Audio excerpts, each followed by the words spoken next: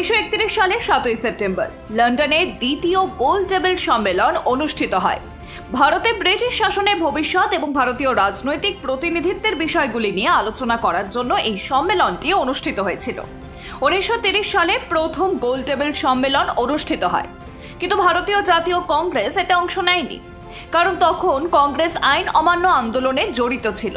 1931 সালে গান্ধী আরউইন চুক্তির অধীনে সাময়িকভাবে আইন অমান্য আন্দোলন স্থগিত হয় এবং গোল টেবিল বৈঠকে অংশগ্রহণের সিদ্ধান্ত নেয়।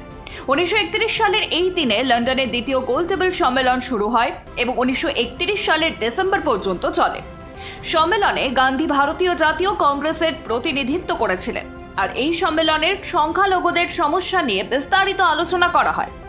মুসলিম লীগ নেতা মোহাম্মদ আলী জিন্নাহ মুসলমানদের জন্য পৃথক নির্বাচক মণ্ডলীর দাবি পর্যন্ত জানান।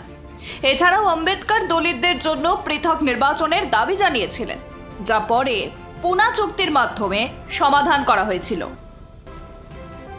1906 সালের 7 সেপ্টেম্বর মুম্বাইয়ে ব্যাংক অফ ইন্ডিয়া প্রতিষ্ঠিত হয়। এটি একটি বেসরকারি মালিকানাধীন ব্যাংক হিসেবে শুরু হয়েছিল এবং প্রতিষ্ঠার সময় এর অনুমোদিত মূলধন ছিল 50 লক্ষ টাকা। কানাইয়ালাল মেহতা, কালুরাম শাহ এবং ওয়াগজি ঠাকুরসি সহ বিশিষ্ট ব্যবসায়ীদের একটি দল এই ব্যাংক শুরু করেছিলেন। 1921 সালে ব্যাংক অফ ইন্ডিয়া প্রথমবারের মতো বিদেশে একটি শাখা স্থাপন করে, যা লন্ডনে খোলা হয়। 1969 সালে ভারত সরকার ব্যাংক অফ ইন্ডিয়া সহ 14টি বড় বেসরকারি ব্যাংকের জাতীয়করণ করে। ব্যাংক অফ ইন্ডিয়াকে তখন একটি রাষ্ট্রায়ত্ত ব্যাংক করা হয়। 2008 সালের 7 সেপ্টেম্বর ভারত ও মার্কিন যুক্তরাষ্ট্রের মধ্যে একটি পারমাণবিক চুক্তি স্বাক্ষরিত হয়। ভারত ও মার্কিন যুক্তরাষ্ট্রের মধ্যে অসামরিক পারমাণবিক শক্তির ক্ষেত্রে সহযোগিতা বৃদ্ধির জন্য এই চুক্তি স্বাক্ষরিত হয়েছিল, আর এই চুক্তিটি ভারতকে মার্কিন যুক্তরাষ্ট্রের কাছ থেকে পারমাণবিক প্রযুক্তি, সরঞ্জাম এবং জ্বালানি গ্রহণের অধিকার পর্যন্ত দিয়েছিল। এই চুক্তি ভারতকে আন্তর্জাতিক পারমাণবিক শক্তি সংস্থা এবং পারমাণবিক সরবরাহকারী গোষ্ঠীর অধীনে প্রয়োজনীয় সহযোগিতা পেতে সহায়তা করেছিল। এই চুক্তি ভারতের জন্য একটি গুরুত্বপূর্ণ কূটনৈতিক বিজয় হিসাবেও প্রমাণিত হয়েছিল, কারণ এটি ভারতকে একটি উদীয়মান পারমাণবিক শক্তি হিসেবে স্বীকৃতি দেয়। 1896 সালের 7 September German doctor Ludwig rain প্রথম সফল হার্ট সার্জারি করে। 19বিংশ শতাব্দীর শেষ ভাগ পর্যন্ত হৃৎপিণ্ডকে এমন একটি অঙ্গ হিসাবে বিবেচনা করা হয় যার উপর অস্ত্রোপচার অত্যন্ত ঝুঁকিপূর্ণ ছিল, কিন্তু জার্মান ডাক্তার লুডভিগ রেইন এই ধারণাটি পরিবর্তন করে। 22 বছর বয়সী উইলহ্যামের হৃদয়ে ছুরিকাঘাত করা হয়েছিল। এত রক্তক্ষরণ হয়েছিল যে তার পুরো পোশাক রক্তে ভিজে গিয়েছিল। ডক্টর রেইন উইলহ্যামের ক্ষতর কাছে 14 সেন্টিমিটার লম্বা একটি ছেদন করেছিল। তারপর হৃৎপিণ্ডে 3টি সেলাই দেওয়া হয়। তারপর রক্তপাত বন্ধ হয়ে যায়। পরবর্তী 2 সপ্তাহ ডক্টর রেইন রোগীকে তার তত্ত্বাবধানেই রাখেন।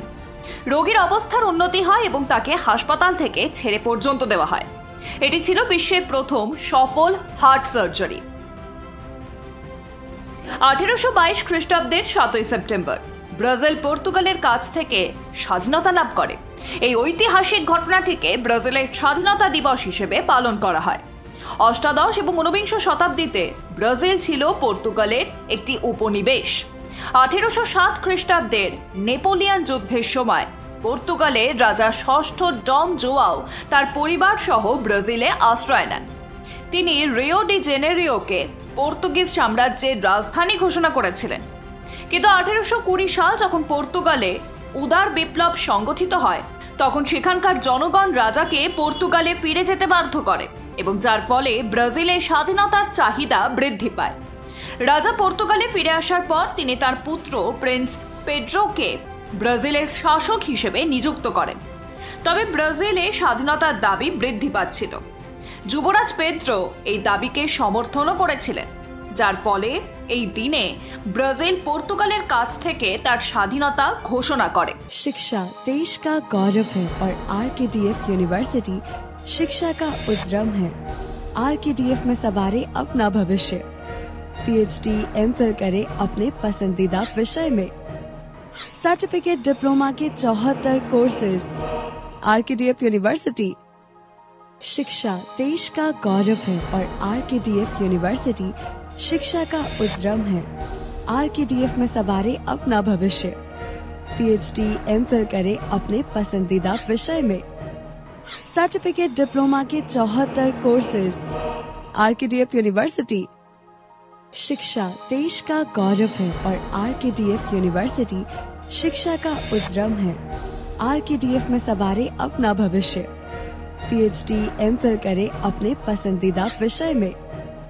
सर्टिफिकेट डिप्लोमा के 74 कोर्सेज। RKDF university. 1977 সালের 7ই সেপ্টেম্বর পানামা এবং মার্কিন যুক্তরাষ্ট্রের মধ্যে একটি ঐতিহাসিক চুক্তি স্বাক্ষরিত হয়। এই চুক্তিটি পানামা খালের মালিকানা এবং পরিচালনার সঙ্গে সম্পর্কিত ছিল এবং এটিকে পানামা খাল চুক্তি বলা হয়।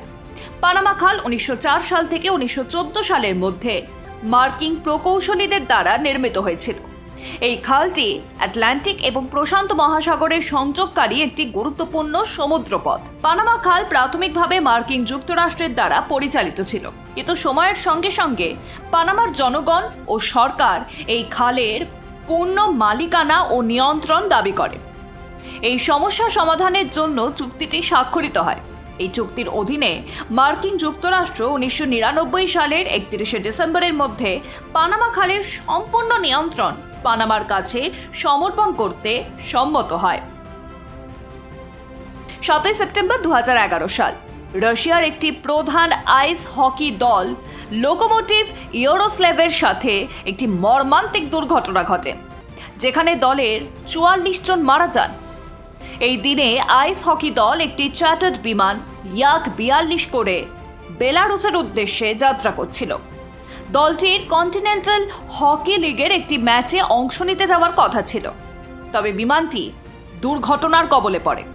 বিমানে মোট 45 জন যাত্রী ছিলেন, যাদের মধ্যে 43 জন মারা যান। তাদের অধিকাংশই ছিলেন দলের খেলোয়াড়, কোচ এবং সাপোর্ট স্টাফের সদস্য। দুর্ঘটনায় মাত্র 2 জন বেঁচে গিয়েছিলেন, যাদের মধ্যে একজন পরে হাসপাতালেই মারা যান। তদন্তে জানা যায় যে ওড়ার সময় পাইলটরা ব্রেক কষেছিলেন এবং যার কারণে বিমানটি প্রয়োজনীয় গতি অর্জন করতে পারেনি এবং বিধ্বস্ত হয়। 1923 সালের 7ই সেপ্টেম্বর আন্তর্জাতিক ক্রিমিনাল পুলিশ সংস্থা প্রতিষ্ঠিত হয়। এটি ইন্টারপোল নামে পরিচিত। এটি একটি আন্তর্জাতিক সংস্থা যা বিভিন্ন দেশের পুলিশ সংস্থার মধ্যে সহযোগিতা এবং সমন্বয় বৃদ্ধির জন্য প্রতিষ্ঠিত হয়েছিল। অস্ট্রেলিয়ার ভিয়েনার ইন্টারপোল প্রতিষ্ঠিত হয়েছিল। এটি আন্তর্জাতিক ক্রিমিনাল পুলিশ কংগ্রেস নামে একটি সম্মেলন হিসেবে শুরু হয়েছিল। সম্মেলনে 20টি দেশের পুলিশ কর্মকর্তা এবং আইন প্রয়োগকারী সংস্থার প্রতিনিধিরা উপস্থিত ছিলেন। সম্মেলনের মূল উদ্দেশ্য ছিল আন্তর্দেশীয় অপরাধের বিরুদ্ধে লড়াইয়ে বিভিন্ন দেশের পুলিশ সংস্থার মধ্যে সহযোগিতা ও তথ্য ভাগ করে নেওয়ার উপায় নিয়ে আলোচনা করা। ইন্টারপোলের সদর দপ্তর বর্তমানে ফ্রান্সের লিয়নে অবস্থিত। ইন্টারপোলের 196টি সদস্য দেশ রয়েছে। 1949 সালের 15ই অক্টোবর ভারত সদস্যপদ লাভ করে। ইন্টারপোলের প্রতিটি সদস্য দেশের একটি জাতীয় কেন্দ্রীয় ব্যুরো রয়েছে, যা সেই দেশের আইন প্রয়োগকারী সংস্থা এবং ইন্টারপোলের মধ্যে যোগাযোগ হিসেবে কাজ করে।